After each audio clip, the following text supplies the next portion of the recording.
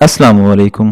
آج دنیا بھر میں نایاب بیماریوں کا عالمی دن منایا جا رہا ہے۔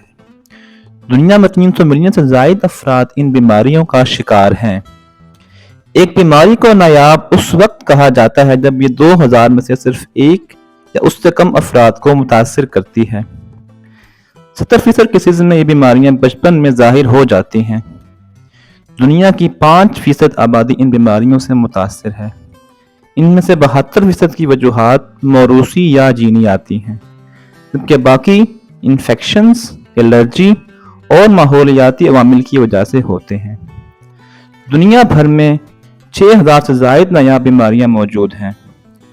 کچھ بہت مشہور اور عام نایاب بیماریوں میں شامل ہیں Ehlers Danlos syndrome, sickle cell disorder, cystic fibrosis, Duchenne muscular dystrophy, haemophilia.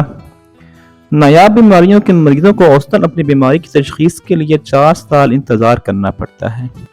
1/3 مریضوں کو مطلوبہ ادویات تک رسائی حاصل نہیں ہوتی، جبکہ 1/3 مریضوں کو علاج تک رسائی کے لیے سالوں انتظار کرنا پڑتا ہے۔